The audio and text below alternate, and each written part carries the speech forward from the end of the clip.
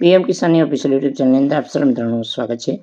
તો આજના વિડીયોની અંદર આપણે વાત કરીશું પીએમ કિસાન યોજનાની અંદર હવે ખેડૂતોને મળશે 36,000 રૂપિયાની સહાય। તો આ સહાય ડાયરેક્ટ ખાતાની અંદર આપવામાં આવશે। તો એની સંપૂર્ણ વિગતવાર માહિતી જાણીશું। વિડીયો અંત સુધી જોતા રહેજો। જો તમે અમારી ચેનલ પર નવા છો તો ચેનલને સબસ્ક્રાઈબ જરૂર કરજો। તો ચાલો મિત્રો આજનો વિડીયો શરૂ કરીએ। તો મિત્રો વિડીયોની અંદર આપણે વાત કરીશું કેન્દ્ર અને રાજ્ય સરકારો દેશના ખેડૂતોને આર્થિક રીતે સશક્ત કરવા માટે તેમને ભવિષ્યને સુરક્ષિત કરવા માટે ઘણી બધી યોજનાઓ ચલાવી રહી છે। તો આ શ્રેણીમાં આજે જ ભારત સરકાર એક ખૂબ જ શાનદાર યોજના છે કે પીએમ કિસાન માનધન યોજના વિશે આપણે જાણીશું કે આ યોજના ભારત સરકાર દ્વારા ખાસ કરીને દેશના આર્થિક રીતે નબળા ખેડૂતોને તેમના વૃદ્ધાવસ્થા આર્થિક સુરક્ષા આપવા માટે શરૂ કરવામાં આવી છે। તો મિત્રો ભારત સરકાર આ મહત્વાકાંક્ષી યોજના રોકાણ કરીને ખેડૂતોને દર મહિને 3,000 રૂપિયા એટલે કે 60 વર્ષથી ઉંમર પછી વાર્ષિક 30,000 રૂપિયા પેન્શન મળી શકે છે। દેશના ઘણા ખેડૂતોને આ યોજના માટે અરજી કરી તેમના આર્થિક ભવિષ્યને સુરક્ષિત કરી રહ્યા છે।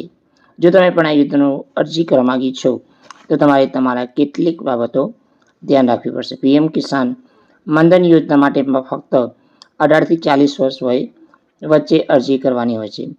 તમે જે ઉંમર અરજી કરો છો તેના આધારે રોકાણ રકમ નક્કી કરવામાં આવે છે। જો તમે 18 વર્ષની ઉંમરે અરજી કરો છો તમારે 55 રૂપિયા રોકાણ કરવું પડશે અને રોકાણ તમારી 60 વર્ષ થાય ત્યાં સુધી આ રોકાણ છે એ કરવાનું રહેશે।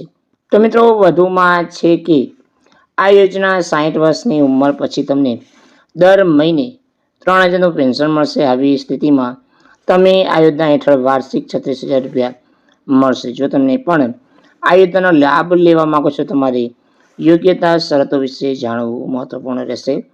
તો પાત્રતા અને શરતો શું છે?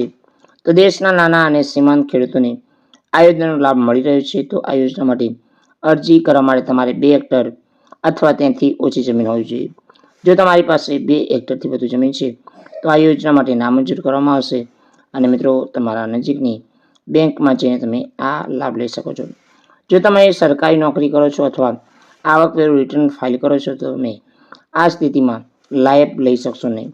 તો યોજના માટે અરજી કરવા માટે તમારી પાસે આધાર કાર્ડ, ઓળખ કાર્ડ, આવકનું પ્રમાણપત્ર, વયનું પ્રમાણપત્ર, બેંક પાસબુકની નકલ, ફોર્મ ઠાસરા, જે ખતોની મોબાઈલ નંબર વગેરે તમારે દસ્તાવેજોની અંદર પુરાવા તરીકે આપવાના રહેશે। તો મિત્રો આટલા પુરાવા આપી માનધન યોજનાનો લાભ લઈ શકો છો। ખેડૂતો માટે અગત્યની યોજના છે। તો જય હિન્દ, જય જવાન, જય કિસાન।